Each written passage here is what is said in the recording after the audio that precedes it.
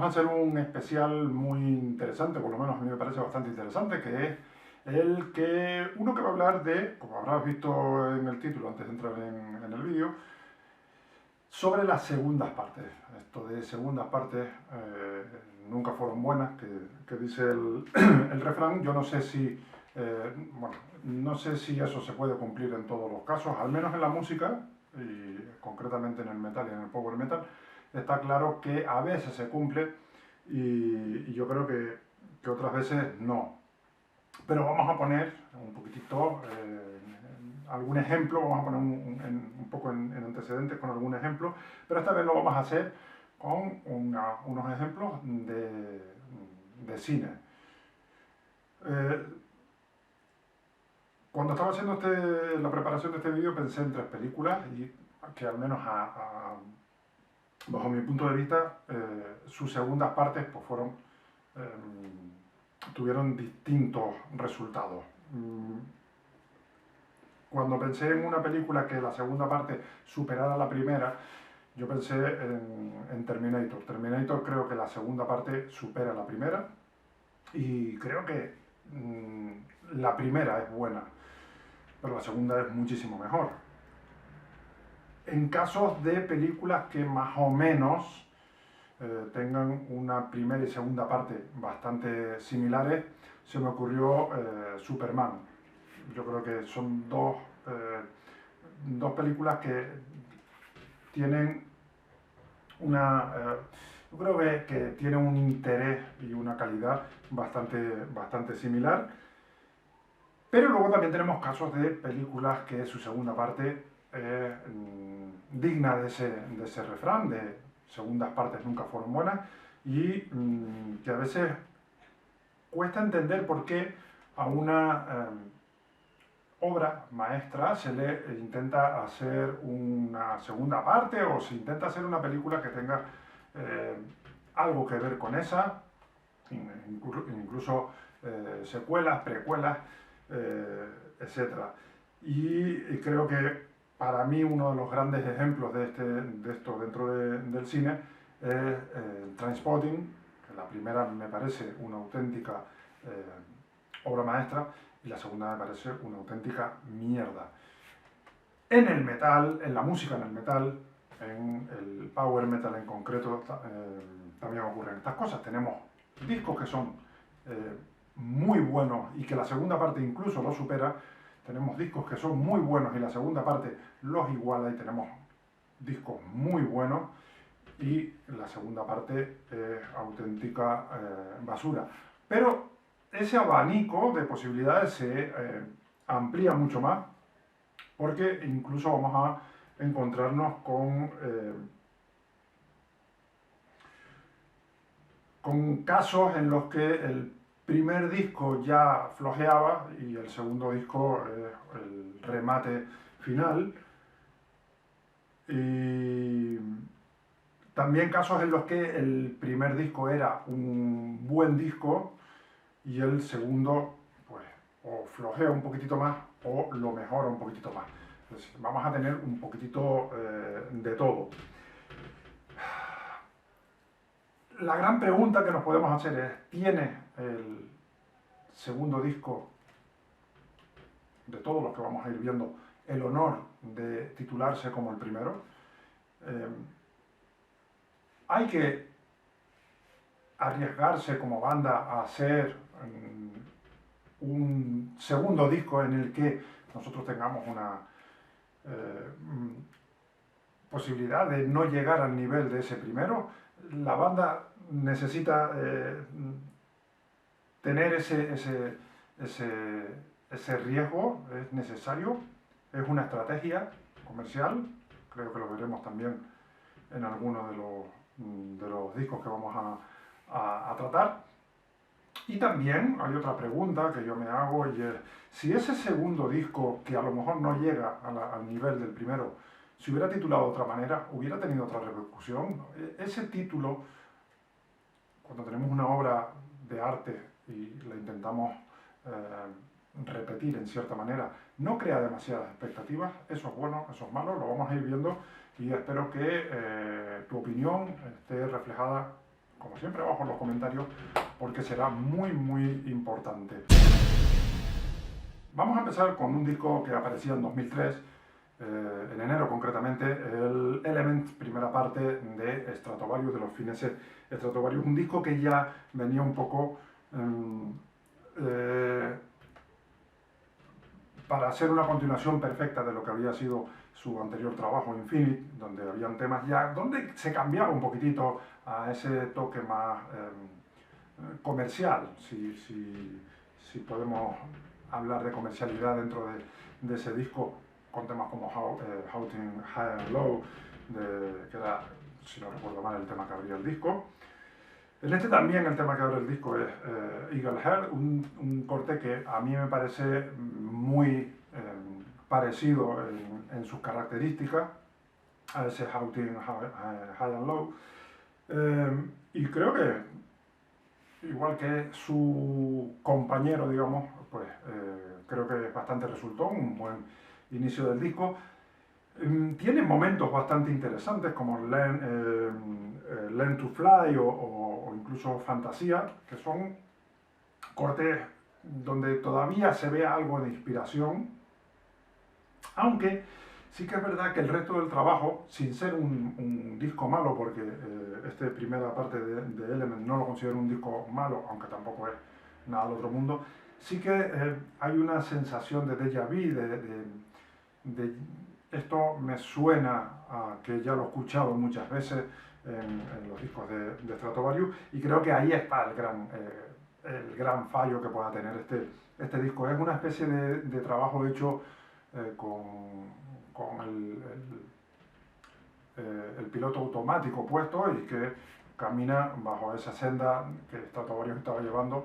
pero sin arriesgar, sin hacer cosas nuevas, aunque luego cuando las hicieron pues tampoco es que tuvieran el resultado bueno. Y ese mismo año, en octubre, salía la segunda parte de Element, un disco que, al menos los que habíamos escuchado esa primera parte y no nos había parecido un mal disco, esperábamos que al menos tuviera esa misma calidad. Empieza con un tema lento, con Alfa and Omega, y sí que va aumentando de velocidad en el resto de los temas, pero creo que este disco, quitando algún temita muy puntual como I'm Still Alive, que de hecho lo puse hace poco aquí en las redes sociales, en el Facebook concretamente, dando las pistas de este vídeo. Quitando ese tema y muy poco más, el disco es absolutamente aburrido, anodino, y yo creo que cansa el escuchar a Stratovarius en este trabajo. Un disco para mí absolutamente innecesario. Si nos ponemos a ver las preguntas que yo hacía al principio, pues lógicamente este da igual que haga honor o no a su primera parte, porque la primera parte tampoco era nada del otro mundo. Pero en este caso sí que esta segunda parte yo creo que sobraba. Para nada vamos a hablar de lo que venía a continuación, del disco homónimo que fue el fracaso absoluto. Pero este Element, segunda parte, yo creo que sobraba. Corría el año 1998 cuando una banda italiana llamada Rhapsody sacaba su segundo trabajo bajo el título de Symphony of the Enchanted Lands, un disco que en ese momento se llamaba solamente así, se llamó solamente así, bueno, se sigue llamando así evidentemente, no se llamó parte 1 ni nada de eso, no se esperaba que saliera una segunda parte como salió. Pero lo que sí fue una muy buena continuación al sorprendente disco debut Legendary Tales. Un disco que estaba cargadito de himnos, ese primer disco. Este segundo, este Symphony, que es el que nos interesa para el vídeo de hoy, era un trabajo que no estaba tan cargado de himnos como el primero, pero que sí que tenía algunos de los que han sido los mejores temas de la banda italiana, como el caso de Emira Sword, un disco que sí que estaba lleno de épica, que estaba lleno de sonidos medievales y que sin duda tenía a un Staropoli, un Turilli y a un Lione en plena forma, que con este disco y con el siguiente también, con el primero evidentemente, con este disco y con el siguiente, el Dawn of Victory, daban un puñetazo encima de la mesa y se conformaban como una de las grandes bandas del power metal europeo de finales de los años 90. Unos cuantos años después, concretamente 6 años después y 4 discos más adelante, aparecía este Symphony of the Enchanted Land Part 2, segunda parte, la aparentemente continuación de esa saga que habían ido trayendo durante 5 discos Rhapsody, pero que realmente era el punto o había sido el anterior disco, el punto y final de esa saga, y este era el inicio de una nueva saga que además la titulaban esta nueva saga como The Dark Secret. Unholy Warcry, o dos temas larguísimos de algo más de 10 minutos, como The Magic of the Wizard Dreams, y con una gran sorpresa que era la participación en las partes narradas que iban contando un poco esta nueva saga del magnífico actor Christopher Lee, que luego también apareció en algunos otros discos de Rhapsody, incluso en otros proyectos de metal, así como sus propios discos. En este caso yo creo que tenemos dos discos que, a pesar de que son diferentes de temática y además también diferentes de sonido, porque Rhapsody en este momento sigue haciendo el mismo sonido más o menos que hacían los primeros discos, pero ya estaba utilizando nuevos arreglos y utilizando nuevas técnicas y nuevas cosas para innovar dentro de esa música tan recargada y tan barroca. Creo que son dos discos que en este caso sí que yo los colocaría más o menos en una misma posición, porque me parecen fantásticos. El Symphony primera parte no me parece el mejor disco de los primeros de Rhapsody, de hecho diría que casi me parece el tercero. Y de esta última etapa en la que está Turilli y que está Lione, este Symphony 2 sí que me parece de los mejores. O sea que al final yo creo que en esto creo que es un poco trampa, porque es una especie de buena continuación de estos dos discos en lo que se refiere a calidad, aunque sean dos discos que hablen de cosas diferentes o de sagas diferentes o de historias diferentes. Sin salir de Italia, nos vamos a otra de las grandes bandas que ha dado el país transalpino y quizás más conocida por su vocalista que por la propia banda, pero que ha sacado varios discos. Uno de ellos está la reseña por aquí, de este mismo año. Estamos hablando de Trick or Treat, una banda que saca dos discos, uno en 2012 llamado Rabbit Hills Part 1, y que es un trabajo, es un discazo absoluto, es el tercer disco. En los dos primeros habían hecho así como una especie de guiños a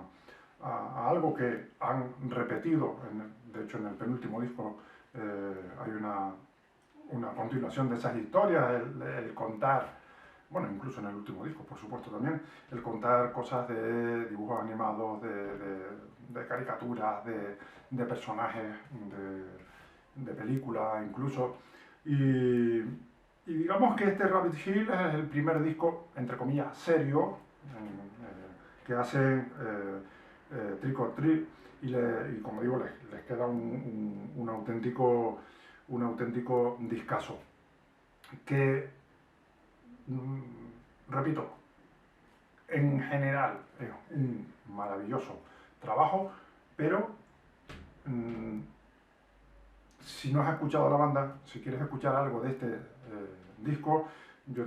te aconsejaría que escucharas el tema que abre el disco, que es un dueto espectacular entre Alessandro Conti, que es el vocalista de Trick or Treat, también ha estado con los Rhapsody de Luca Turilli y también está ahora mismo con Twilight Force, haciendo un dueto, como digo, con el malogrado André Matos en un tema absolutamente espectacular. Por cierto que en este disco también aparecen varias colaboraciones más de músicos italianos, entre las que destaca Damna, el vocalista de Elver King, que más o menos lo que hace son coros, pero que participa también en muchos de los temas. Unos años después, 4 años después, pero era no solamente la continuación de este Rabbit Hill, sino también era el siguiente disco a partir de esa primera parte que habían sacado en 2012, aparece la segunda parte, que para mí ya tenemos la primera parte como un grandísimo álbum, quizás no llega a obra maestra, pero está muy cerca, bajo mi opinión, por supuesto, y sacan este Rabbit Hill Part 2, que yo creo que este sí que es una obra maestra y tiene unas mejores composiciones. Por cierto, si no has escuchado, como digo, la banda, aparte de que te puedas buscar por ahí en YouTube, hay un montón de vídeos de ellos, pero para ponerte en antecedentes, tiene un toquito así como muy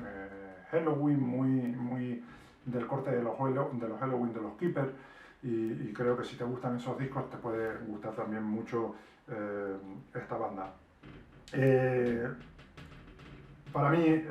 Rabbit Hill, segunda parte, es el mejor disco de Trick or Treat, es uno de los mejores discos para mí de power metal en Europa que se ha hecho, al menos en estos últimos años, en el siglo XXI,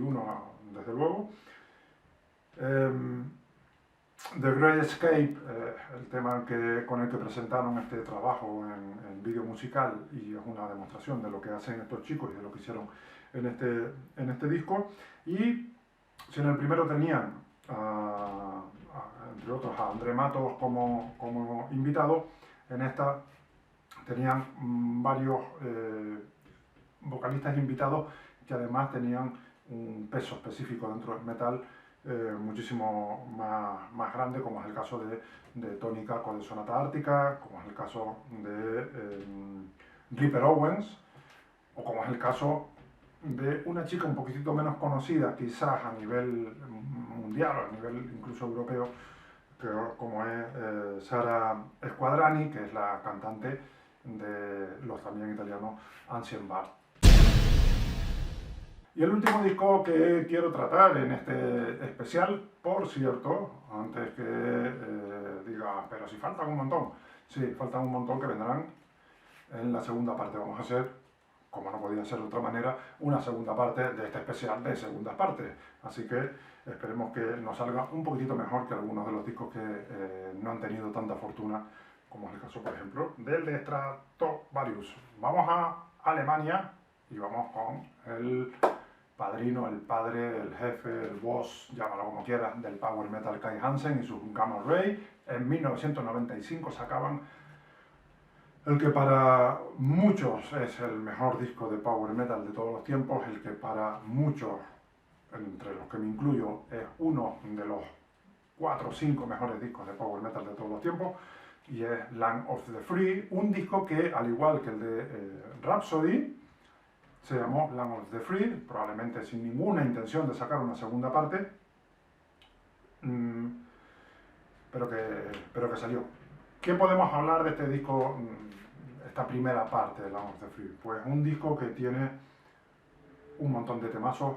algunos interludios fantásticos que no son los típicos interludios, no sé, incluso son algunos interludios, pedacitos de tema que podrían haberse convertido en temazos si los hubieran alargado, pero es un disco que no tiene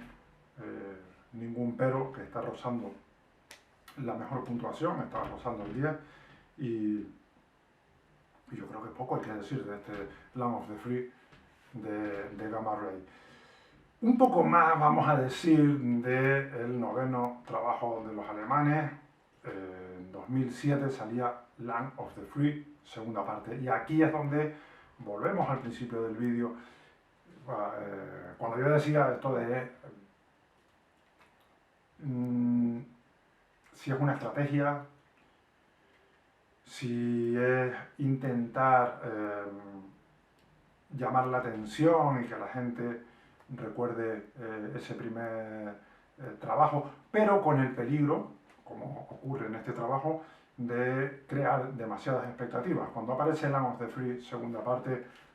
pues irremediablemente tu cabeza se va al Land of the Free original y esperas al menos algo que esté o que merezca llamarse como esa obra maestra. Hay buenos temas en este trabajo, sobre todo en la primera parte del disco. Me parece que hay buenos temas. Caso de Mother Earth, un tema que a mí me recuerda bastante o que tiene un toque muy a los Halloween, esos de los Keepers. Está hecho con la formación, para mí con la mejor formación o la más que me gusta a mí de la banda. Creo que los 4 miembros que más tiempo han estado en la banda, si no me equivoco, y para mí también mi preferido. Y como digo, creo que el disco va poco a poco decayendo, no empieza mal, tampoco es que empiece como empieza la primera parte o el Land of the Free original, pero sí que empieza bastante bien y bastante entretenido, pero poco a poco va decayendo y yo creo que al final los últimos temas no es que sean malos, pero sí que se siente una especie de falta de inspiración, quizá cansancio compositivo de Kai Hansen, falta de ideas, al menos de ideas frescas, y ese regusto a refrito de voy a reciclar ciertas ideas de otros discos y creo que por eso este trabajo, primero, no hace honor al título que lleva, evidentemente, y tampoco creo que está, como por aquí te dejo el Repower de Gamma Ray, que hice hace bien poco, creo que tampoco hace los méritos suficientes para estar dentro de los mejores trabajos de los alemanes. Creo que este segundo disco de Land of the Free por supuesto no mejora la joya del año 95, ni siquiera se acerca a ese trabajo, y creo que está entre un disco correcto y un disco más bien flojo. Incluso el siguiente trabajo, bueno, los dos siguientes trabajos, el To The Metal y el Empire of the Undead, a mí me parecen mejores discos que este Land of the Free. En general, sí que es verdad que puedas encontrarte algunas cositas que puedan ser superiores a los otros discos, e incluso los anteriores, pero en general creo que de lo último probablemente sea el disco más flojo de todos, y es una pena que lleve este título. Sé que en los comentarios vas a poner que faltó este disco, el otro y el otro. Tranquilo, que seguramente en la segunda parte estarán esos que estás pensando, y si no, pues los puedes poner tanto en estos comentarios como en los de la segunda parte cuando aparezcan. Lo que sí me gustaría es que comentaras estos 4 discos que han pasado por aquí, estas 4 segundas partes de estos 4 discos, algunos que fueron muy buenos o que son muy buenos, que son joyas, otros que no han tenido esa suerte, y qué te parecen a ti. Si han mejorado el producto, como en el caso que decía yo de Terminator, o lo han empeorado muchísimo, como en el caso de Trainspotting, o simplemente lo han igualado, como en el caso de Superman. Aquí en los comentarios espero que me lo digas. Nos vemos en la segunda parte de estas segundas partes. Nunca fueron buenas, o sí. Hasta ese momento, como siempre, like si te gustó esto, te suscribes si no lo has hecho,